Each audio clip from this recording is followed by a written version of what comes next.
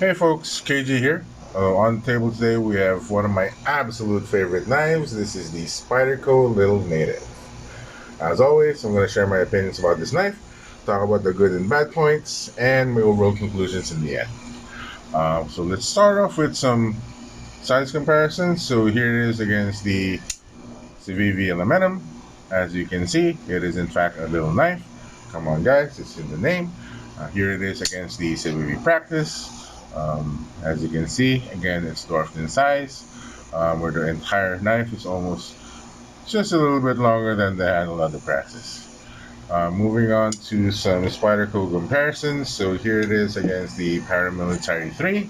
This one is the lightweight. It comes in about an inch shorter than the Para 3. And here it is against the Spyderco Smock. Comes in about inch and a half, 2 inches longer than the Spyderco Lil Native. Comparing this against some regular household items, so here it is against your standard Zippo lighter. Once folded, as you can see, it's not a lot taller than the Zippo over there. And here it is against your standard bifold wallet. Really small knife, guys, as the name suggests. All right, moving on to aesthetics. It's a very simple looking knife, very clean looking. The blade, I mean, that's really the most important part of the knife. It's a spear point or a leaf shaped blade, as some may call it. It has I guess, a sand blasted or a powder blasted blade, or sorry, bead blasted blade, which gives it a nice matte look. Over here, as usual, you have the Spyderco logo, your normal size Spyderco hole. Um, you can see the Spyderco writing over there, as well as the blade steel, which is CPMS 30V. On this side, not much branding, you just have where it's made.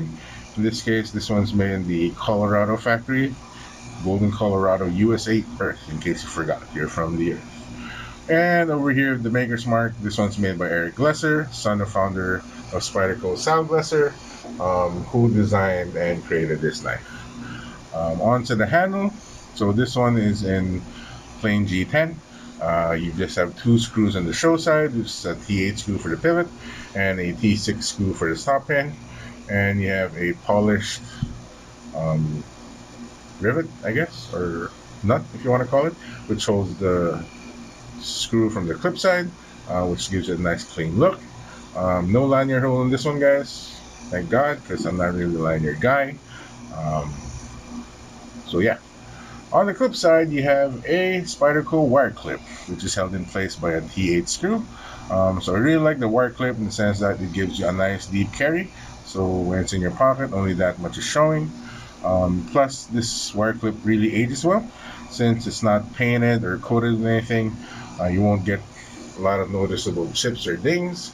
So yeah, that's good to go. On this side, same as the other side, you have a T8 screw for the pivot, T6 screw for the stop pin. Um, and as a reminder, guys, if you're gonna take your knives apart, please make sure to use good torque screws. So I recommend the Wiha Boker set. This has everything you need stored in here. All the bit sizes you need to take your knives apart for cleaning and for general maintenance. Um, so yeah, that's the aesthetics. Again, a very simple looking knife. Moving on to usability. So the blade shape, as you can see, when you're holding your knife like that, it's leaning a little bit downwards. So that really gives you a better positioning for when you're doing your cuts.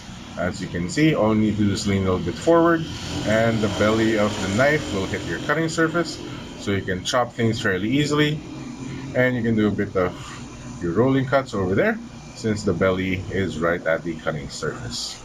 Um, and now moving on to the steel, this one again is in CPMS 30V, which is a very good powder steel in my opinion. Edge retention, toughness, corrosion resistance, and ease of sharpening um, are really good.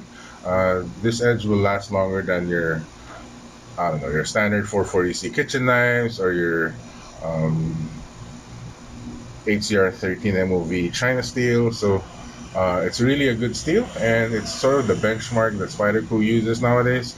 I know they're talking about upgrading that to Spy 27 or S35VN in the near future.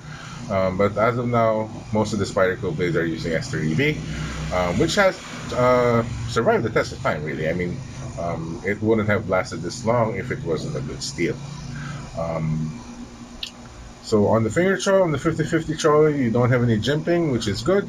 I don't feel the need to have jimping over there. You have a little bit of jimping in the back, which I don't understand why, to be honest, since it's right. You have like what, 2, 3 jimps right in the back of the blade, and a couple of jimping on the liners, which you don't really feel much. But yeah, okay, it adds a little bit of traction when you put your thumb up here. In terms of the ergonomics, so you have a 50/50 finger choil here, as the name suggests. 50% of your finger will be on the handle, and 50% of the finger will be on the blade. But because of that, even though you got a small knife, you are able to have a full 4-finger grip with just enough space for your pinky to land right over there, giving you a nice secure grip on your knife, which means it's not going to go anywhere. So ergonomics in this thing is top mark for me. Um, Now this one comes in the compression lock. You can compare it against a liner lock, and it's very similar to that in the sense that a liner acts as the lock for the blade.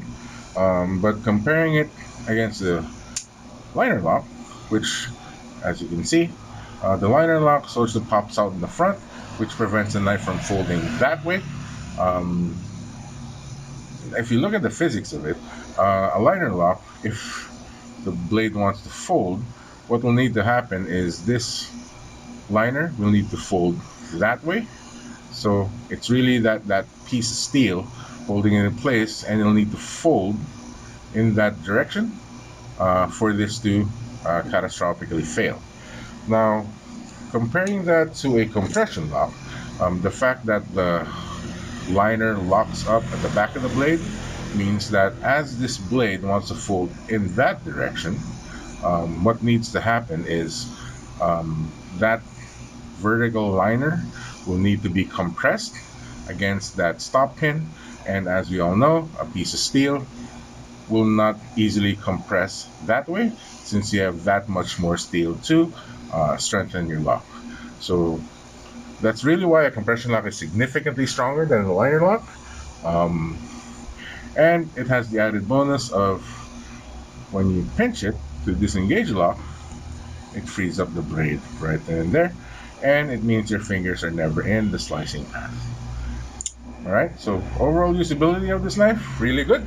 Um, Ergonomics, cutting edge, and the tip are all fairly good. Steel is good to go as well. So there you go. Lastly, fidgetability. So this is where this knife really excels, guys. I mean, because it doesn't have any jimping over here and just really minor jimping over there, you don't really get much abrasions on your fingers as you're fidgeting with it. Plus the fact that it's a compression lock, I can fidget with this knife all day, guys. You can flick it open, flick it close, flick it open, flip it close. You can thumb flick it. You can open it like a normal adult would, close it. You can reverse flick it all day long. So much fun, guys. And again, it's that compression lock that really shines because, as we all know, knife lovers and collectors like us love fidgeting with their knives. And as you can see, I can do this all day. So, overall conclusions. As I said in the beginning, I really love this knife, guys. I mean, for urban EDC living, all you really need is a good tip and a little bit of cutting edge to cut into your packages, your Lazada, your Shoppies, cardboard boxes for your bigger shipments, maybe open a bag of chips.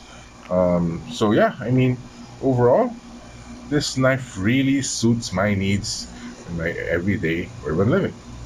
Now, I don't imagine this would be a good knife for any more outdoorsy types of activities. I mean, it can cut wood, I guess, but Obviously, you'd want a little bit more cutting edge for those kind of tasks. Um, so I'd look for a bigger knife for that. And maybe the only drawback of this knife is it's not really ideal for food prep since you're only working with that much um, cutting edge. I mean, it can still work. I mean, you can still chop onions and you crush your garlic with this thing, cut up your fruit, but it's not ideal. So I just run into the kitchen and grab a kitchen knife for that. So yeah, as you may have guessed, if you're living in the city, urban living, I really recommend this knife. It's small enough to fit in that fifth jeans pocket where you normally put your coins, and since it has a deep carry clip, it'll disappear right over there. And that's all you will see sticking out from your pockets. So hope you liked this video. If you enjoyed it, please like and subscribe and follow my channel. I'll try to put on as much more content as I can. So yeah, that's it for today, guys. Take care. Bye bye.